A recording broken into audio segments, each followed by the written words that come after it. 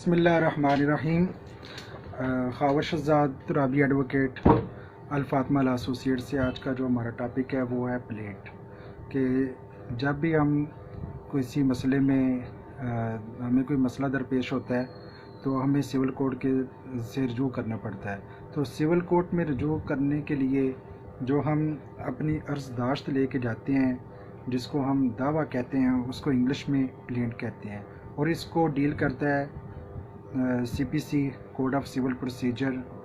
1908 का जो आर्डर 7 है, उसी को हम आज देखेंगे और देखेंगे कि एक प्लेंट के जो इसेंशियल्स इंग्रेडिएंट्स होती हैं कि वो कौन सी ऐसी चीज़ें होती हैं जो एक प्लेंट में, चाहे वो प्लेंट स्पेसिफिक परफॉर्मेंस के हवाले से हो, या वो डिक्लेरेटरी सूट हो, या वो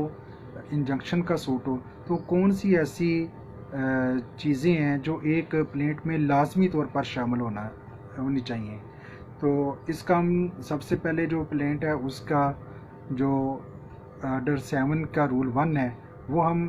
पढ़ेंगे और उसमें देखेंगे कि कौन सी ऐसी चीज़ें हैं। तो उसमें the plaint shall contain the following particulars, कि प्लेंट में ये चीज़ें जो हैं वो लाजमी होनी चाहिए। नंबर आगे फिर वो ABC देता है कि ये चीज़ें जो है ना, ये एक प्लेंट के इसेंशियल्स इंग्रेडिएंट्स हैं।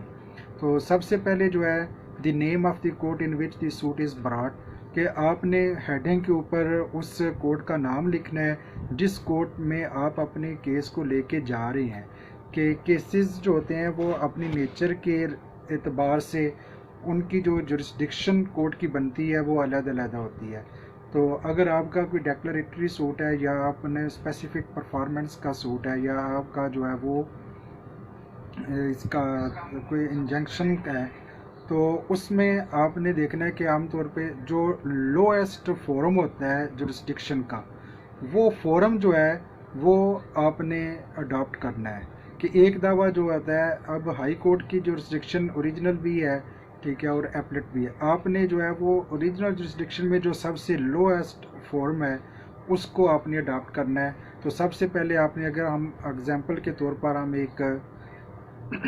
हुक्म इम्तनाई का दावा जो है ना उसको हम डिस्कस करते हैं, कि सबसे पहले आपने लिखना है बादालत जनाब सीनियर सिविल जज साहब गुजरात, या जो भी आपकी सब डिवीज़न बनती है, वो कोई भी तहसील है, वो तांदलियाँ वाली है, वो दीपालपुर है, वो कड़ है, जो भी है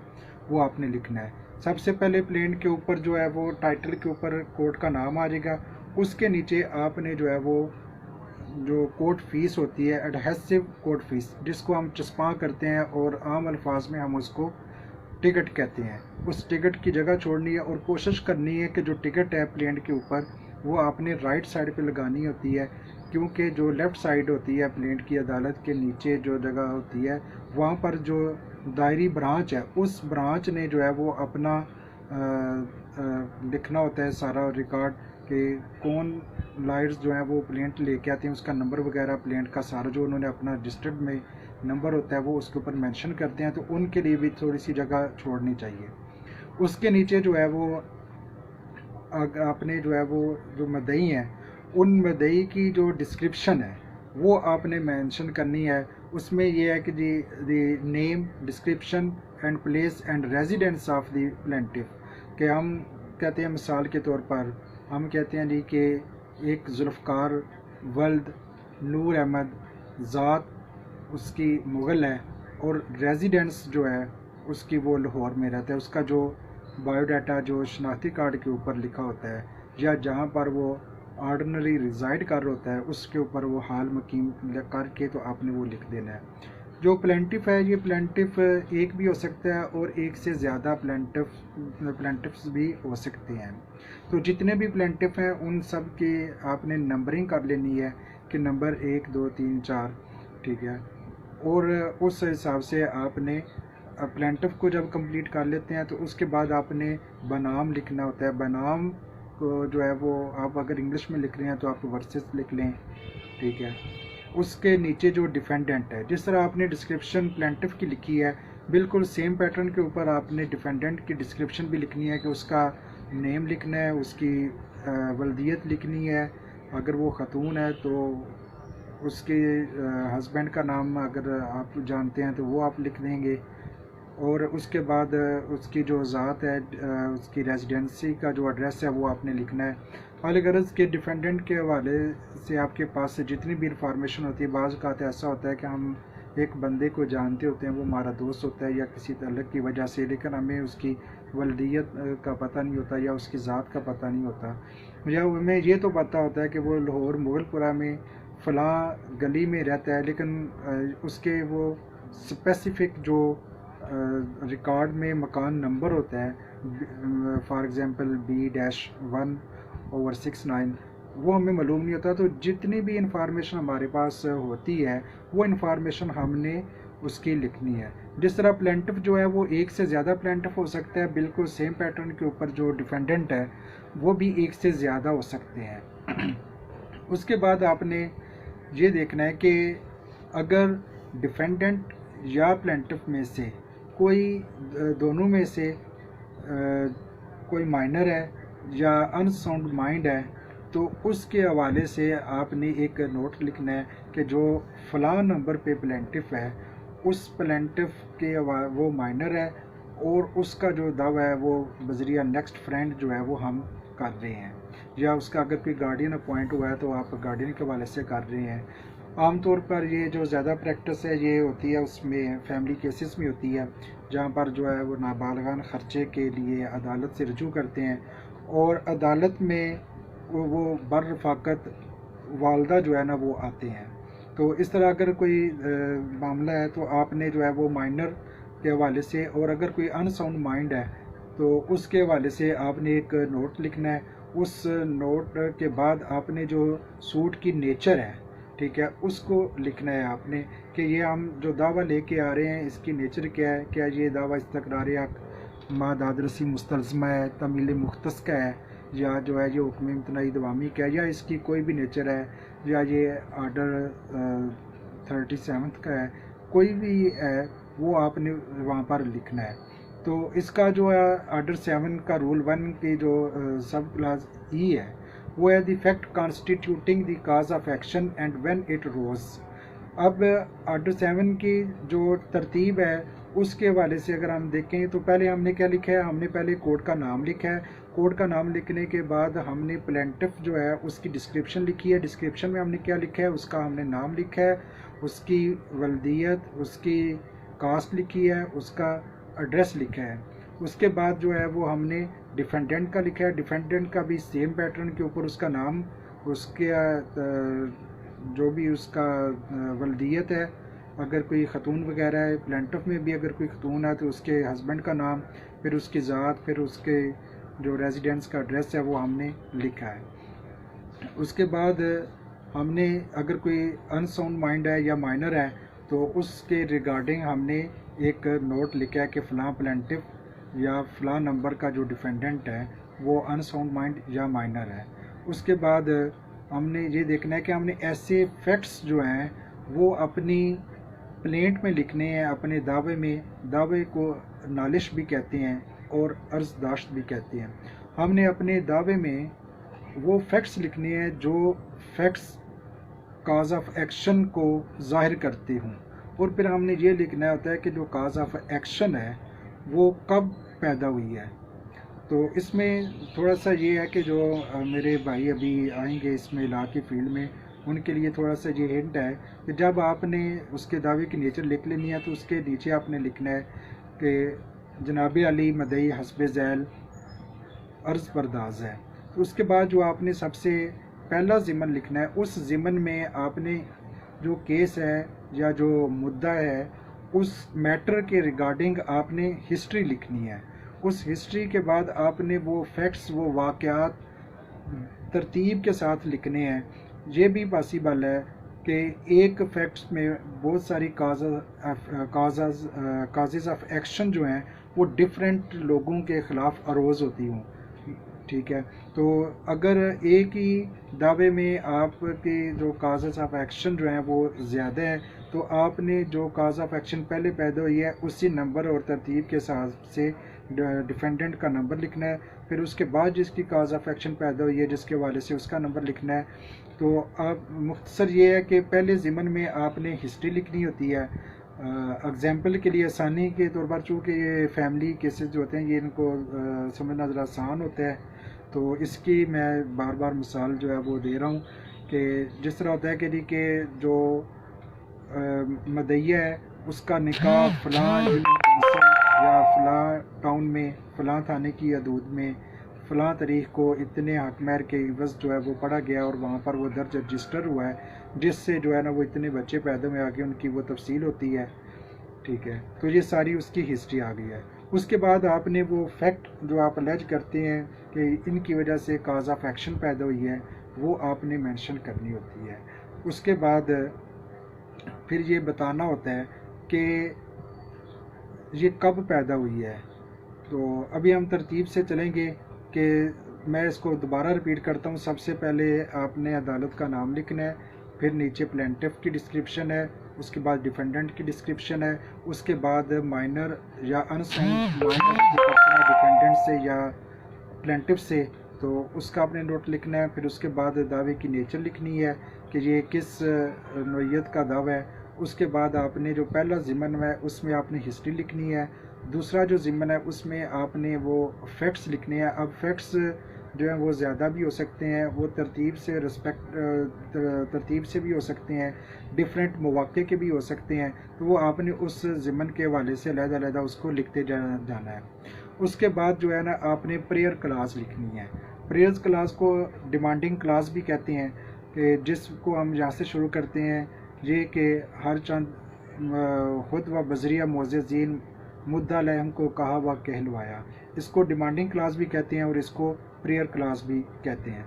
इसमें आपने लिखना है कि जो आप रिलीफ अदालत से चाहते हैं वो वहाँ पर आपने मेंशन करना है, और फिर ये कहना है कि हमने इनको ये कहा है कि ये हमें ये रिलीफ दे दें, लेकिन इन्होंने इनकार कर दिया है। जब ये हमारा ज़िमन मुकम्मल हो जाएगा, जिसको हम डिमांडिंग क्लास या प्रेयर क्लास कहते हैं, उसके बाद आपने एक काज ऑफ एक्शन का ज़िमन लिखना है कि काज ऑफ एक्शन जो है वो कब पैदा हुई है। मिसाल के तौर पर एक काज ऑफ एक्शन जो है वो उसके दो तरीक़े हो सकती हैं। उसमें एक ये होता है कि जो अव्वलन काज ऑफ एक्शन पैदा हुई है, बनाए काज ऑफ एक्शन को बनाए मुखासमत या बनाए दावा भी कहते हैं। वो फॉर एग्ज़ाम्पल हम कहते हैं कि वो 1 जनवरी 2020 को हुई है, जब से ये हमारा ये प्रॉब्लम बनी है। उसके बाद हम इनको कहते रहे कि इसको सॉल्व करें, ठीक है, हमारी पर्या पंचायत में भी चलती रही है, लेकिन इसने 1 फरवरी को यानी कि 1 महीने बाद इसने बिल्कुल ख़त्मी तौर पर इनकार कर दिया है कि मैं इसको सॉल्व नहीं करना चाहता। तो हम इस ज़िमन को ये लिखेंगे कि बनाए मुखासमत या बनाए दावा जो है वो अवलन 1 जनवरी 2020 को और सानियन जो है वो 1 फरवरी 2020 को पैदा हुई है। या इसको हम जो है वो तरीके के साथ लिख देते हैं कि 7 जोम पे कबल या 1 जोम या 1 हफ्ता, जब भी वो काज ऑफ एक्शन सानियन जो है जिसको आखिरी इनकार समझते हुए आपके पास कोई और कोई फोरम नहीं रहता अदालत के अलावा, तो आप अदालत में आते हैं। उसके बाद आपने जो है वो कोर्ट की जुरिस्डिक्शन के हवाले से लिखना है कि कोर्ट की जो टेरिटोरियल जुरिस्डिक्शन है या उसकी पिकुनरी जुरिस्डिक्शन है, जो वैल्यू ऑफ सूट है उसके हवाले से, और फिर उसके ही रिगार्डिंग आपने अगला ज़िमन जो कोर्ट फीस का है वो लिखना है कि अगर उसकी वैल्यू सब्जेक्ट मैटर की 25,000 से शुरू एक्सीड करती है तो 25,000 से लेकर 2 लाख तक उसके ऊपर जो है वो 7.5% कोर्ट फीस जो है वो लगेगी। और अगर 2 लाख से एक्सीड कर जाता है तो फिर भी वो 15,000 बनती है 2 लाख के ऊपर, तो वो आप मैक्सिमम जो है वो 15,000 ही रहेगी। उसके बाद आपने जो है वो सॉरी उसके बाद आपने जो इस्तदा है, रिलीफ है, वो अदालत से मांगना है, और साथ जो है वो उसकी तस्दीक करनी है। ये तस्दीक मदई भी कर सकता है और मदई के अलावा कोई भी ऐसा शख्स कर सकता है जो उस केस के फैक्ट्स को जानता है। और तस्दीक में आपने जगह का नाम और तारीख़ जो है वो लिखनी है। जो बातें आपके इल्म और यकीन के साथ, यानी कि फैक्ट्स जो हैं वो आपने इल्म और यकीन के हिसाब से दुरुस्त कहने हैं, और जो इसके ला के ज़िमन है वो आपने अपनी इतला से दुरुस्त कहने हैं। तो हम दोबारा जो है ना जी, एक जनरल सा ओवरव्यू था, अब दोबारा जो है वो हम ऑर्डर 7 के रूल 1 की जो सब क्लास जी है उसको देखते हैं कि the relief which the plaintiff claims, कि प्लेंटिफ जो क्लेम करता है कि मुझे ये रिलीफ चाहिए, जो ये प्लेंट है इसको हम स्टेटमेंट ऑफ क्लेम भी कहते हैं। प्लेंट का जो पुराना नाम है इसको स्टेटमेंट ऑफ क्लेम कहते हैं, और जो रिटन स्टेटमेंट है इसका जो पहला नाम था वो इसका प्लीज़ था। जो हम प्ली लेते हैं इसको हम प्लीज़ कहते थे, और जो प्लेंट है इसको स्टेटमेंट ऑफ क्लेम कहते थे। तो आगे आ रही कि where the plaintiff has allowed a set off or relinquished a portion of his claim the amount so allowed or relinquished and. अगर आप एक सब्जेक्ट मैटर को अदालत में लेके जा रहे हैं तो आपका ये फ़र्ज़ है कि उसके हवाले से जितने भी आपके कंसर्न्स हैं, जितने भी काजेज़ ऑफ एक्शन हैं, जितने भी मैटर हैं, वो एक ही दफ़ा आप अपनी प्लेंट में पुट करके अदालत में जाएं। अगर कोई पोर्शन आप उसको स्किप कर देते हैं तो उसके बाद में आप अदालत में नहीं ले जा सकते। उसके ऊपर जो कोड ऑफ सिविल प्रोसीजर यानी CPC है, इसके ऑर्डर 2 और सब रूल 2 जो है, ऑर्डर 2 का रूल 2 जो है वो अप्लाई होगा। तो अगर आप अदालत की मर्ज़ी से इसको रिलिंक्विश करते हैं या कोई सेट ऑफ का मामला है तो वो एक डिफरेंट सिचुएशन हो जाती है। फॉर एग्ज़ाम्पल एक औरत है वो खुला लेना चाहती है, और इसमें जो फैमिली कोड की मिसालें ये मैं आपको समझने के लिए बता रहा हूँ। अदरवाइज़ जो CPC है ये फैमिली कोड्स के ऊपर जो है वो अप्लाई नहीं होती। इसकी सिर्फ जो सेक्शन 10 और 11 है सिर्फ वो इम्प्लीमेंट होती है फैमिली कोड्स के ऊपर। तो एक औरत है, उसने खुला का दावा किया है लेकिन उसका सामान जहेज़ भी उधर पड़ा हुआ है, तो वो लिखती है कि मैं सामान जहेज़ मेरा जो है वो मुद्दाला के कब्ज़े में है, जिसकी बाबत मैं दावा करने का हक़ महफूज रखती हूँ। अगर कोई वो क्लेम करना चाहती है तो वो सारा एक ही मैटर सूट में क्लेम करेगी। अगर कोई पोर्शन को रिलिंक्विश करना चाहती है तो वो कर सकती है with the permission of court, अगर वो करना चाहती है। आगे है statement of the value of the subject matter of the suit for the purposes of jurisdiction and of the court fees so far as the case admits. जैसा कि पहले मैंने बताया है कि डिमांडिंग क्लास के बाद आपने काज ऑफ एक्शन की जो ज़िम्मन है क्लास है वो लिखनी है। उसके बाद आपने कोर्ट की जुरिसडिक्शन की क्लास लिखनी है। वो टेरिटोरियल जुरिसडिक्शन भी हो सकती है, वो पेकुनियरी जुरिसडिक्शन भी हो सकती है, इसको आपने मद्देनज़र रखना है। और उसके बाद आखिर में जो है वो आपने कोर्ट फीस जो है उसका आपने वो लिखना है, क्लास लिखनी है। आगे है जी कि जो ऑर्डर 7 रूल 2 है इसमें है कि अगर सूट जो है वो पैसों के हवाले से हो, इन दी मनी सूट, तो फिर आपने क्या करना है कि इसमें आपने जितनी भी अमाउंट है वो आपने लिखनी है। वो अमाउंट बड़ी क्लियर होनी चाहिए कि इसको हम एक मरतबा इसकी बेयर रीडिंग करते हैं। Where the plaintiff seeks the recovery of money the plaint shall state the precise amount claim, कि अगर दावा जो है वो पैसों के हवाले से है, मनी के हवाले से है, तो आपने जो रकम क्लेम करना चाहते हैं वो आपने उसको प्रिसाइज करना है। But where the plaintiff sues for maximum profits or for an amount which will be found due to him on taking unsettled accounts between him and the defendant, or for movable in the possession of the defendant, or for debts for which the value he cannot, after the exercise of reasonable diligence, estimate, the plaintiff shall state approximately the amount or value sued for। इसको जो है वो बड़ा आसान समझने के लिए बड़ा आसान सा तरीका है कि जहाँ पर आपको पता है अमाउंट इतनी है, उसका फिगर आपको मालूम है, तो आपने उस फिगर को लिखना है। और अगर जो है आपको फिगर मालूम नहीं है तो आप फॉर एग्ज़ाम्पल एक बंदा जो है वो आपकी शॉप के ऊपर कब्ज़ा कर लेता है, तो आप कहते हैं नहीं कि इससे मेरा कब्ज़ा छुड़वाएं, और साथ वो जो उसने गैर कानूनी तौर पर कब्ज़ा करके आपकी प्रॉपर्टी को यूज़ करके बेनिफिट्स हासिल किए हैं, उस बेनिफिट्स को आप भी क्लेम करते हैं, लेकिन वो बेनिफिट्स कितने हैं उसकी आपके पास कोई सर्टन फिगर मौजूद नहीं है। तो आपने अंदाजे से लिख लेना है, या कोई ऐसी कोई प्रॉपर्टी मूवेबल है जिसके बेनिफिट्स को आप अकाउंट्स उस अपने नॉलेज के मुताबिक फिगर आउट नहीं कर सकते, उसको आपने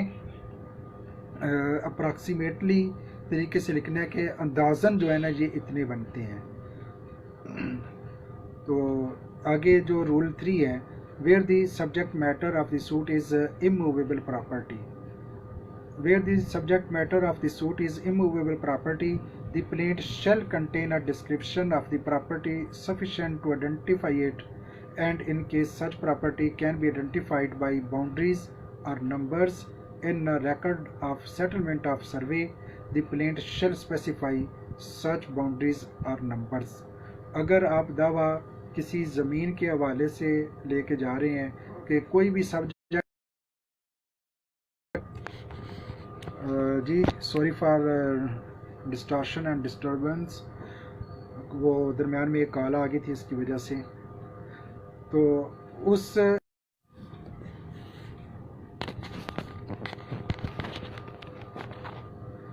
अगेन माजरत चाहते हैं जी, वो एक क्लाइंट है उसकी बार बार कॉल आ रही है,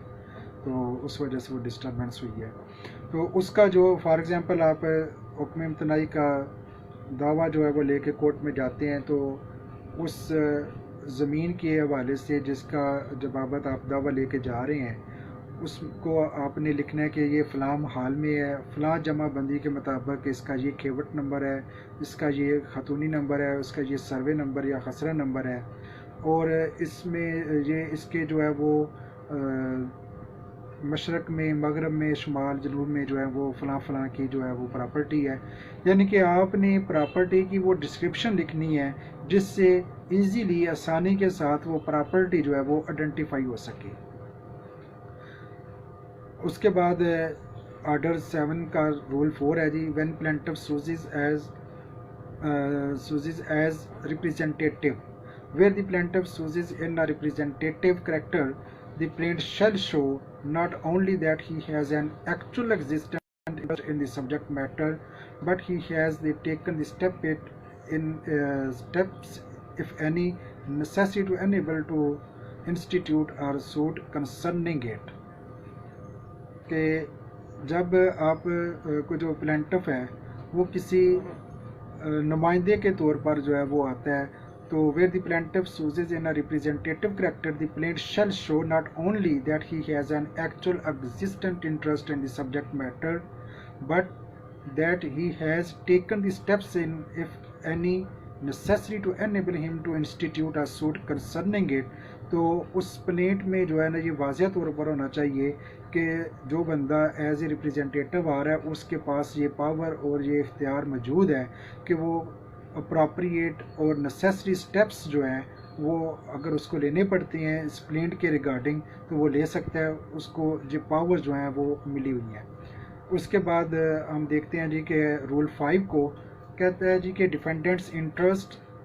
and liability to be shown, the plaintiff shall show that the defendant is or claims to be interested in the subject matter and that he is liable to be called upon to answer the plaintiff's demand. कि फिर हमने जिस तरह ये इब्तदाई बहस में रख लेते हैं जज साहबान के लिए कि आप इब्तदाई बहस करें कि हम एक दावा करते हैं फ़लाँ फ़लाँ मुद्दा है इनके ख़िलाफ़, तो हमने ये अदालत को कन्विंस करना है कि उस बंदे की, उस डिफेंडेंट की हाज़िरी अदालत में क्यों ज़रूरी है, कौन सी वजूहात हैं जिसकी वजह से अदालत को उस डिफेंडेंट को बुलाना चाहिए और उससे जवाब मांगना चाहिए कि उस जवाब के हवाले से हमने अदालत को अपने तहफ़्फ़ुज़ात बताने होते हैं ताकि अदालत जो है वो मुतमिन होकर उस डिफेंडेंट को कोर्ट में तलब करे और उसको जवाब दाखिल करने के लिए मोहलत दे और उसको पाबंद करे।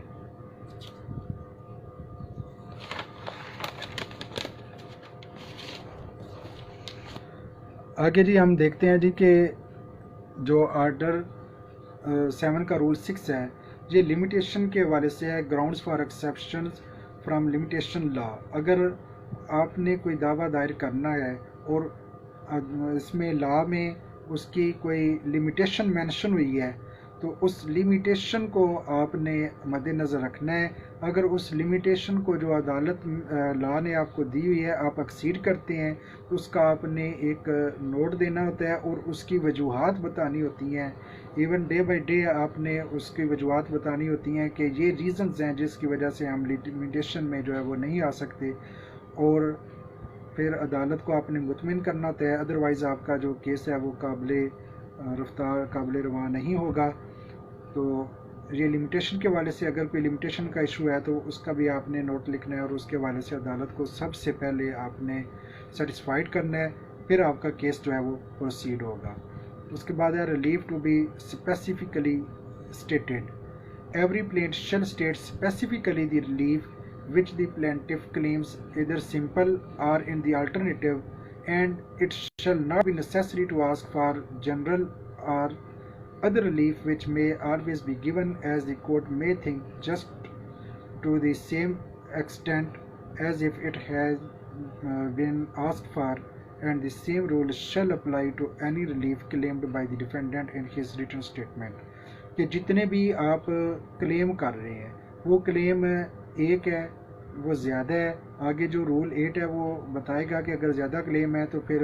हमने क्या करना है। वो ये कहता है कि जो भी आप रिलीफ मांग रहे हैं उस रिलीफ के हवाले से आपने बड़ा कैटेगोरिकली और क्लियरली अदालत को बताना है और डिमांड करना है। उसमें जनरल चीज़ें नहीं आपने लेके आनी। अगर आपकी अल्टरनेटिव फॉर एग्ज़ाम्पल हम ये कहते हैं नहीं कि हमारा जो रकम इसने ली थी 2020 में हमसे इसने 1 लाख रुपया लिया था, ठीक है, तो उस लाख रुपए के इवज़ अब जो है वो 20 साल गुजर गए हैं। 20 साल पहले 1 लाख की वैल्यू जो है वो डिफरेंट थी और इन्फ्लेशन की वजह से आज 20 साल के बाद उसकी जो वैल्यू है वो डिफरेंट है। हम ये क्लेम करते हैं जी कि इसके साथ जो इंटरेस्ट है वो भी अदा करे, या फिर हम ये कहते हैं जी कि इसका जो अल्टरनेटिव है कोई पैसों में या कोई सोने में या किसी और चीज़ में वो हमें इसका अदा करे। तो अगर कोई भी अल्टरनेटिव की आपका रिलीफ है, डिमांड आप कर रहे हैं, उसको आपने कैटेगोरिकली क्लियरली अपनी प्लेंट में जो है वो डिस्कस करना है। तो ऑर्डर 8 जो है ये कहता है कि relief founded on separate grounds के जिस तरह जो जितने भी आप रिलीफ अदालत से डिमांड करते हैं, अगर एक रिलीफ आप डिमांड करते हैं तो उसकी ग्राउंड्स भी आपने लेनी है। अगर आप अदालत से 2 रिलीफ डिमांड करते हैं तो उन दोनों की ग्राउंड्स जो हैं वो अलग-अलग आपने उसमें प्लेंट में मेंशन करनी है। अगर आप 3 रिलीफ अदालत से क्लेम कर रहे हैं तो आपने तीनों की ग्राउंड्स जो हैं वो अलग-अलग आपने मेंशन करनी है। फॉर एग्जांपल एक फैमिली केस में हम जो है वो खुला भी डिमांड कर सकते हैं, मेंटेनेंस भी डिमांड कर सकते हैं, डोरी आर्टिकल्स भी डिमांड कर सकते हैं, और जो बिलोंगिंग्स ऑफ वाइफ होती हैं तहाइफ वो भी हम डिमांड कर सकते हैं। तो ये 4 जो रिलीफ है ये हम अदालत से क्लेम करना चाहते हैं। इन चारों की जो ग्राउंड्स हैं वो हमने अलग-अलग अपनी प्लेट में उसको सेट आउट करना है। तो आज का हमारा यही लेक्चर था। आज हमने ऑर्डर 7 के रूल 8 जो है वो मुकम्मल किए हैं। तो नेक्स्ट इंशाल्लाह हम इस सेटअप को मज़ीद बेहतर करने की कोशिश करेंगे और इसको हम आगे जो बाकी रिमेनिंग रूल्स हैं वो भी हम इंशाल्लाह पढ़ेंगे। बहुत शुक्रिया, थैंक यू, अल्लाह हाफिज़।